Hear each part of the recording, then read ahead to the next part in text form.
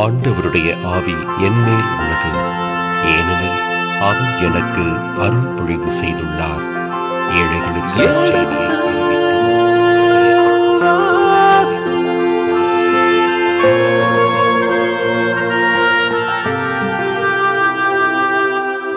எடுத்து வாசி.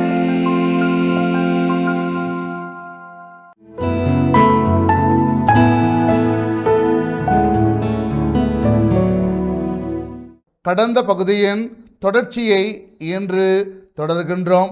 வாருங்கள், இந்த நிகழ்ச்சியை நமக்காக விளக்கங்களோடு தெளிவுபடுத்த இருக்கின்றவர் தந்தை ரேமன் ஜோசப் அவர்களை வரவேற்போம். வணக்கம் தந்தையே. வணக்கம்.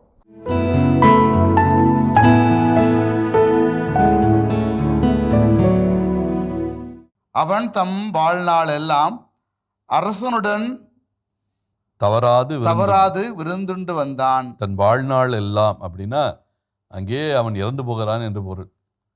அவன் இருக்கிறது வரை, அவன் வாழ்ந்த காலம் வரை. யோயாக்கின் அங்கே இறந்து போகிறான். அவன் நாடு கடத்தப்பட்டு அங்கே பாபிலோனுக்கு சென்ற பிறகு மீண்டும் வரவில்லை.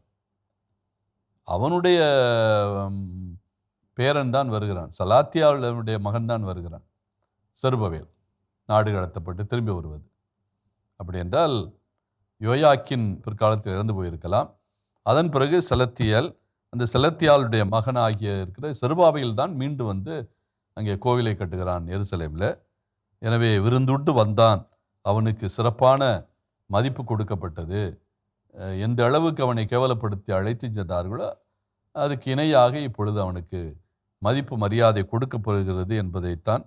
அது மட்டுமல்ல, எல்லா அரசர்களுடன் தவறாது விருந்துண்டு வந்தான். அப்போ சமநிலையில் வைத்து பார்க்கிறான். இவன் இனி அடிமை அல்ல. இனி அவனுக்கு அடிமைக்குரிய மதிப்பு அவனுக்கு கொடுக்கக்கூடாது. மாறாக அரச குடும்பத்தை சேர்ந்தவனுக்குரிய மதிப்பை மரியாதையை நமக்கு வழங்க வேண்டும். இதுவே எதை சுட்டி காட்டுகிறது என்றால், பாபிலோன் பிரச்சனையில் இருக்கிறது என்பதை சுட்டி காட்டுகிறது. எப்போ தான் எதிரியாக நினைத்தவனை நண்பனாக பார்க்க ஒருவன் முடிவு செய்கிறானோ அப்பொழுது யாருக்கு பிரச்சனை? எதிரிக்கு பிரச்சனை.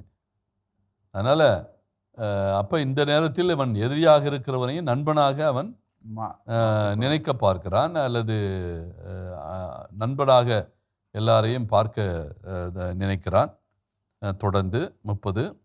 அவனுடைய அன்றாட தேவைகளுக்காக அவனுடைய வாழ்நாள் முழுவதும் ஒவ்வொரு நாளும் மன்னன் அவனுக்கு செலவுபடி வழங்கி வந்தான். செலவுக்கு படி வழங்குகின்ற நிலைக்கு.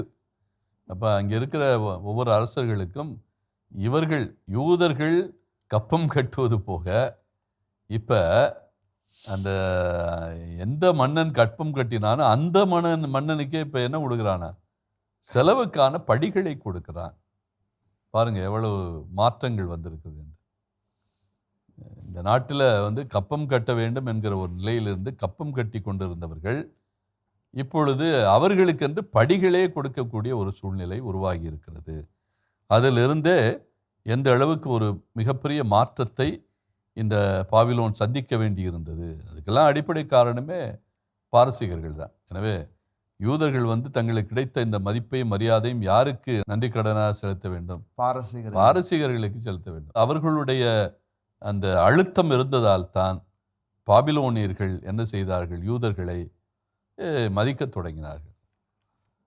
என்றால் யூதர்களும் தங்களை விட்டு கை நழுவி போய்விட்டார்கள் என்றால் தங்களுக்கு அந்த நேரத்தில் உதவக்கூடிய நபர்கள் யாரும் இருக்க மாட்டார்கள் என்ற எண்ணத்தில் தான் இவர்கள் யூதர்களுக்கு அல்லது யூதாவை சேர்ந்த அரசு குடும்பத்தை சேர்ந்தவர்களுக்கு மதிப்பு மரியாதையும் கொடுக்கிறார்கள். ஒரு கட்டத்தில் அவர்களுடைய உதவி தேவைப்படும் என்ற போது நமக்கு நிச்சயம் உதவி செய்வார்கள் என்ற எண்ணத்தில். எனவே அதையும் நாம் மனதில் வைத்து கொள்ள வேண்டும். எனவே யோயாக்கின் அவனுடைய அந்த சிறை அடிமைத்தனம் ஒழிகிறது. இனிமேல் அவன் சிறை கைதி கிடையாது, முழுக்க முழுக்க சுதந்திரம் பெற்றவன். எனவே மற்ற அரசுகளோடு, அதாவது பாபிலோனிய அரசுகளோடு உணக்கூடிய ஒரு நல்ல வாய்ப்பும் அவனுக்கு கிடைக்கிறது. எந்த அளவுக்கு என்றால் செலவுப்படிகளும் அவனுக்கு வழங்கப்படுகிறது. எனவே இத்துடன் ஒரு நம்பிக்கை சிந்தனையோடு இந்த அரசர்கள் 2வது புத்தகம் முற்றுப்பெறுகிறது. அடிமையாக கொண்டு செல்லப்பட்ட யோயாக்கினுக்கு விடுதலையை பார்க்கக்கூடிய ஒரு வாய்ப்பு வெகு அருகிலே தெரிகின்றது. இதுவரை அவன் கிடந்தது எல்லாமே பாதாள சிறையில். இப்பொழுது பாதாள சிறையிலிருந்து, இருட்டு சிறையிலிருந்து அவன் வெளிச்சத்துக்கு வருகிறான். மிகப்பெரிய உலகம் என்கிற வெளிச்சத்துக்கு வருகிறான். அந்த சூழ்நிலையில் தான் நாம் இந்த யோயாக்கினுடைய அந்த விடுதலையை அல்லது அவன் மீண்டும் மற்ற அரசுகளோடு உணவு உண்கின்ற அந்த நிகழ்வை பார்க்க முடியும். இப்போ இந்த இறுதி அதிகாரத்தை நாம் பார்க்கிற பொழுது ஒரு மகிழ்வை சுட்டி காட்டுகிறது.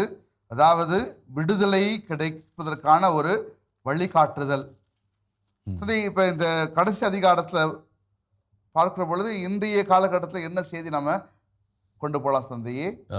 ஏறக்குறைய அரசர்கள் 2 புத்தகத்தையும் நாம் ஒட்டுமொத்தமாக பார்க்கின்ற போது இந்த இறுதி அதிகாரம் என்பது 24ஆம் அதிகாரம் மிகப்பெரிய ஒரு கொடுமையையும் சித்தரிக்கின்றது. அதே சமயத்தில் அந்த கொடுமை நிகழ்ந்தாலும் அதில் ஒரு எதிர்நோக்கையும் சுட்டி காட்டுகிறது. எதிர்நோக்கு ஒருபோதும் நம்மை கைவிடுவதில்லை என்பதை நாம் அறிவோம். பவுலுடைய திருமுகம், ரோமேயருக்கு எழுதிய திருமுகம், நெவர் டிசப்பாயிண்ட்ஸ், ஹோப் நெவர் டிசப்பாயிண்ட்ஸ். எதிர்நோக்கு ஒரு நாளும் நம்மை கைவிடுவதில்லை. அந்த ஒரு சிந்தனை தான் இந்த புத்தகத்தினுடைய கடைசி செய்தியை. இஸ்ராயேல் அல்லது யூதா நாட்டினுடைய இறைவாக்கினர்கள் அடிக்கடி சொல்லி வந்த செய்தியே இதுதான். இறைவாக்கினர்களுடைய புத்தகங்களை நம்ம பார்த்தோம்னா தொடக்கத்தில் அவங்க எல்லாம் அழிவு அழிவு அழிவும் சொல்லுவாங்க. கடைசி கட்டத்தில் ஒரு நம்பிக்கையினுடைய ஒளியை அவர்கள் அப்படியே அள்ளி தெளிப்பார்கள். அது எந்த இறைவாக்கினராக இருந்தாலும் சரி, நாடு கடத்தலுக்கு முந்தைய இறைவாக்கினராக இருந்தாலும் சரி, நாடு கடத்தலுக்கு பின்னால் வந்த இறைவாக்கினர்களாக இருந்தாலும் சரி, ஒரு சிறிய நம்பிக்கை ஒளி தெரிவது நமக்கு தெரியும். அந்த புத்தகத்திலே வெளிச்சம் தெரியும். அதாவது ஆங்கிலத்தில் சொல்லுவாங்கள்ல, the fake end of the tunnel, there will be a hope, there will be a light. எப்படியும் டனல் இருக்குது, ஒரு சுரங்கப்பாதை இருக்குது. சுரங்கப்பாதை ஒரு வெளிச்சத்தை தான் கடைசியில் நமக்கு காமிக்கும். அந்த சுரங்கப்பாதை இருட்டாகவே இருக்க போகிறதில்ல. ஒரு முனையில் அது வெளிச்சத்தை காட்டும். கொஞ்சம் நடக்கணும், அவ்வளோதான். கொஞ்சம் கால் வலிக்கும், கொஞ்சம் நம்பிக்கை இழந்த தன்மையில் இருக்கும். எப்படி இருந்தாலும் நிச்சயமாக நமக்கு அது ஒரு வெளிச்சத்தை காட்டும். அதே மாதிரி தான் இந்த 25ஆம் அதிகாரமும் மிக கடுமையான ஒரு இழிவும் அதே மாதிரி இழப்பையும் இந்த யூத இனம் சந்திக்க வேண்டியிருக்கிறது. நாடு ஒட்டுமொத்தமாக அழிக்கப்படுகிறது.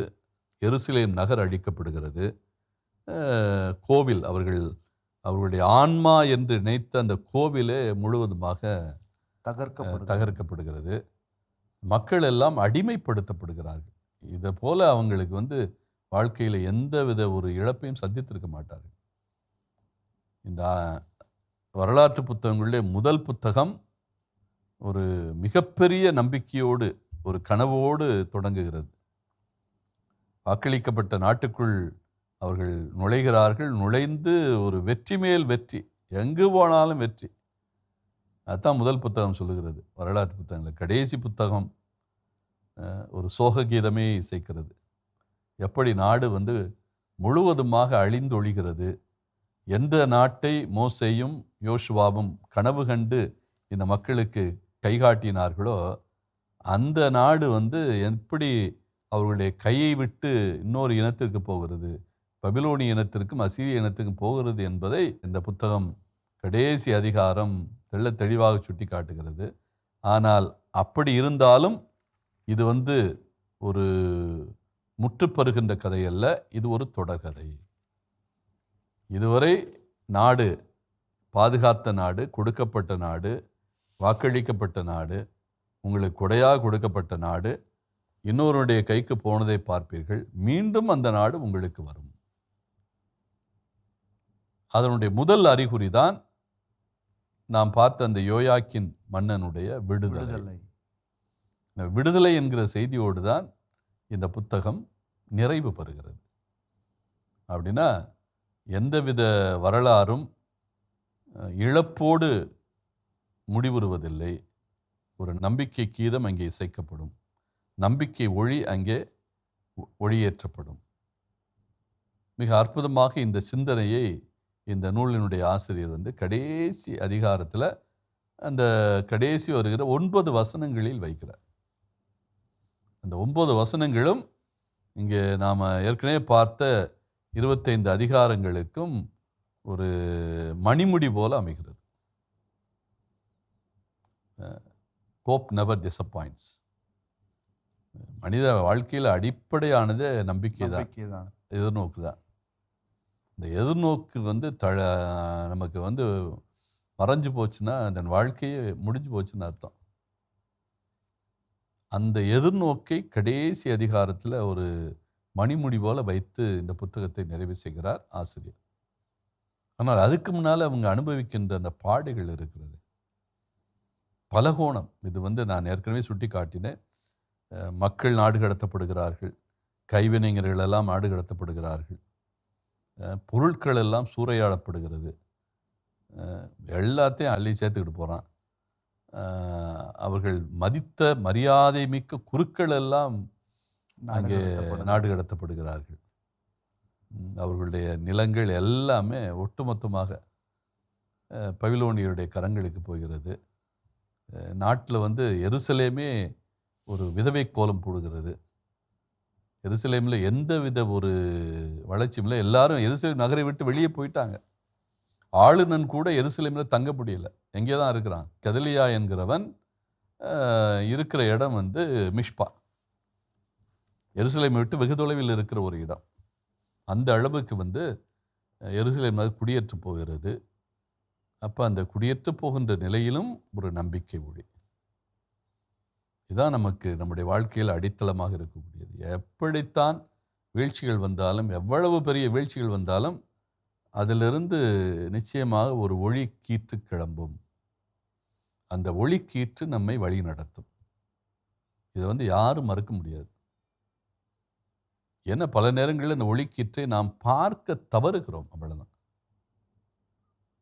அந்த பார்க்க தவறுகின்ற போது நம்முடைய மனதிலே ஒரு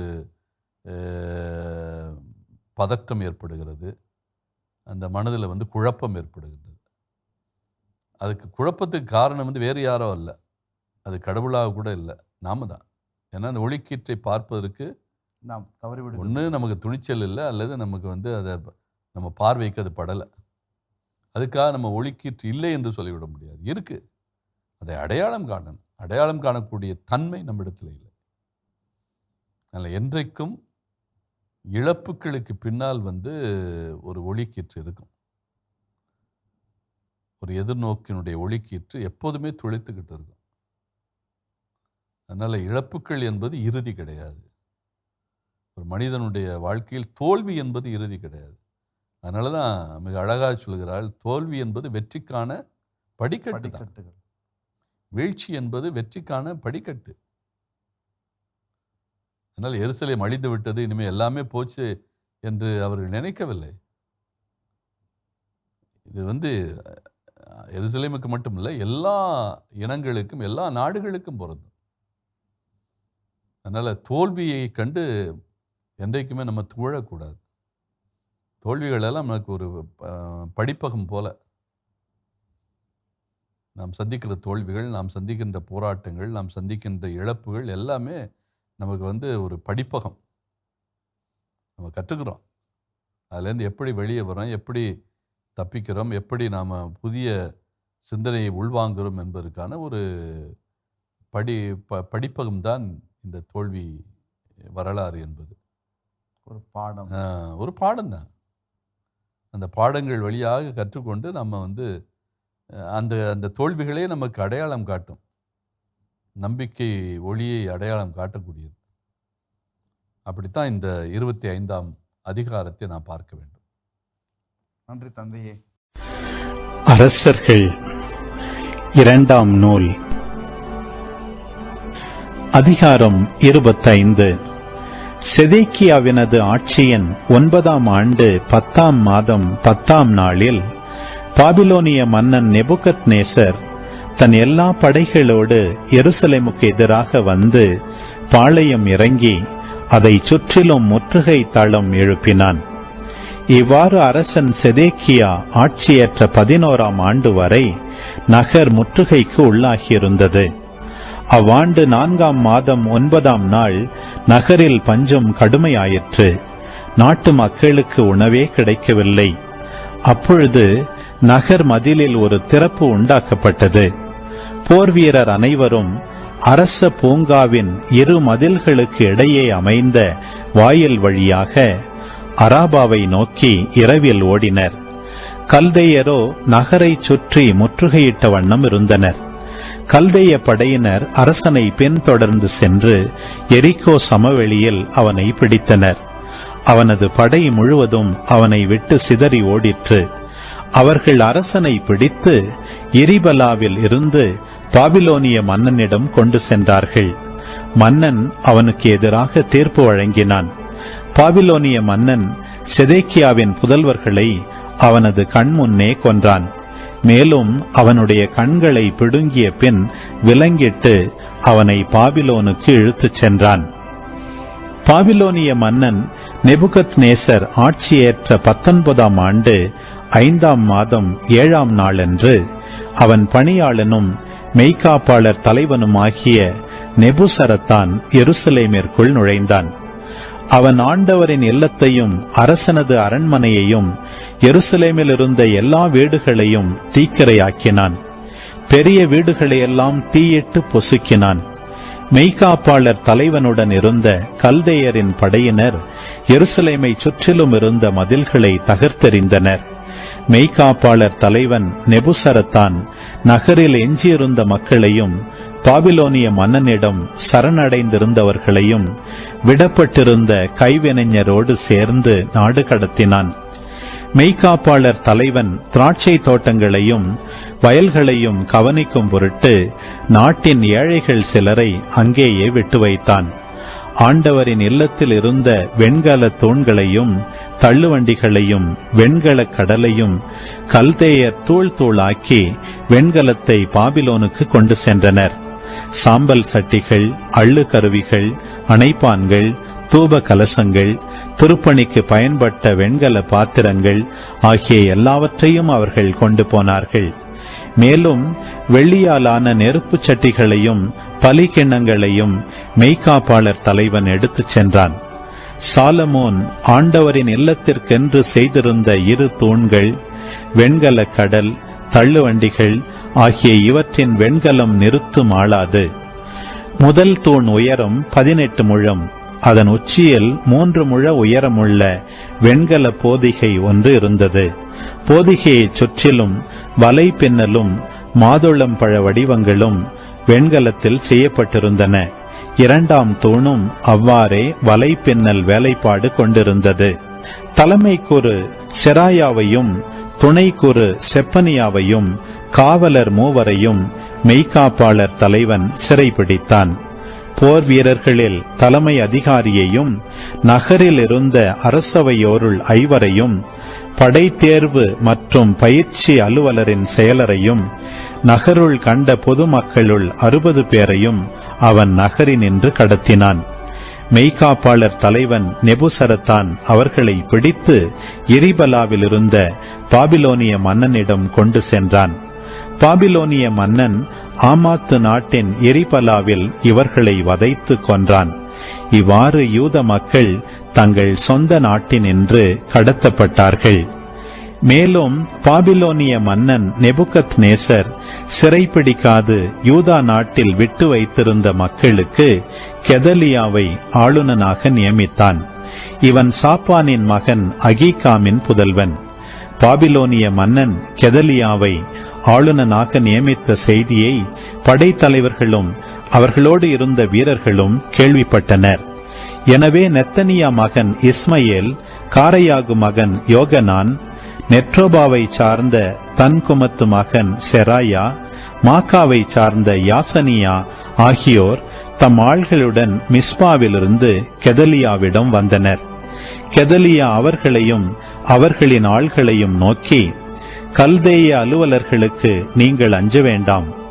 உங்கள் நாட்டில் இருந்து கொண்டே பாபிலோனிய மன்னனுக்கு பணிவிடை செய்யுங்கள், அது உங்களுக்கு நல்லது என்று ஆணையிட்டு கூறினான். 7ஆம் மாதத்தில் அரச குலத்தைச் சார்ந்த எலிசாமாவின் புதல்வனான நெத்தனியா மகன் இஸ்மாயேல் 10 ஆள்களுடன் வந்து கெதலியாவையும் அவனுடன் மிஸ்பாவில் இருந்த யூதரையும் கல்தேயரையும் தாக்கிக் கொன்றான். அப்பொழுது மக்கள் யாவரும் சிறியோர் முதல் பெரியோர் வரை கல்தேயர்களுக்கு அஞ்சி தங்கள் படைத்தலைவர்களோடு எகிப்துக்கு ஓடிப்போனார்கள். யூதா அரசன் யோயாக்கினுடைய அடிமைத்தனத்தின் 37ஆம் ஆண்டு 12ஆம் மாதம் 27ஆம் நாள் அன்று, அதாவது பாபிலோனிய மன்னன் எபெல் மெரோதாக்கு ஆட்சியேற்ற ஆண்டில், யூதா அரசன் யோயாக்கியனை தலை நிமிரச் செய்து சிறையினின்று விடுவித்தான். அவன் யோயாக்கியனுடன் கனிவாய் பேசி பாபிலோனில் தன்னோடிருந்த அரசர்களுக்கு இல்லாத சிறப்பை அவனுக்கு அளித்தான். எனவே யோயாக்கின் தன் சிறை உடைகளை களைந்தெறிந்தான். அவன் தன் வாழ்நாள் எல்லாம் அரசனுடன் தவறாது விருந்துண்டு வந்தான். அவனுடைய அன்றாட தேவைகளுக்காக அவன் வாழ்நாள் முழுவதும் மன்னனால் அவனுக்கு ஒவ்வொரு நாளும் செலவுப்படி வழங்கப்பட்டு வந்தது. மாதா தொலைக்காட்சியின் இனியதியங்களே, இதுவரை அரசர்கள் முதல் புத்தகம் மற்றும் அரசர்கள் 2ஆம் புத்தகம் இதற்கான தெளிவுகளை விளக்கங்களை நாம் பார்த்திருந்தோம். இதை அற்புதமாக அழகாக விளக்கங்களோடு தெளிவுபடுத்திய தந்தை அவர்கள், தந்தை ரேமன் ஜோசப் அவர்களுக்கு மனமார்ந்த நன்றி. இதை ஒளிப்பதிவு செய்து நாம் முழுமையாய் அறிந்து கொள்வதற்கான வாய்ப்புகளை கொடுத்த மாதா தொலைக்காட்சிக்கும் நன்றிகளை செலுத்திக் கொண்டிருக்கிறோம். இதை இறைவன் நம் ஒவ்வொருவரையும் வழிநடத்தியதற்காய், சந்தித்த ஒவ்வொரு ஐயப்பாடுகளை தெளிவுபடுத்துகின்ற ஒரு வாய்ப்பை இறைவன் கொடுத்ததற்காய் இறைவனுக்கு நாம் நன்றி செலுத்துகின்றோம். அனைவருக்கும் நன்றி. இயேசுக்கே புகழ், இயேசுக்கே நன்றி, மரியே வாழ்க. தொடரை அவங்க முழுமையாக பார்த்து இந்த விளக்கத்தை சொல்லியிருக்கிறார்கள். தங்களுடைய இந்த தொடரை பற்றிய குறைய 1 அரசர்கள் 2 அரசர்கள் புத்தகம் முழுவதையும் அவர்கள், ஆனால் வரலாற்றை தன்னகத்தை கொண்டிருக்கிற ஒரு புத்தகம். இதனுடைய நோக்கம் நமக்கு இறைவனுடைய வெளிப்பாடாக அமைவதும் இறை வெளிப்பாட்டை நமக்கு சொல்லுவதும்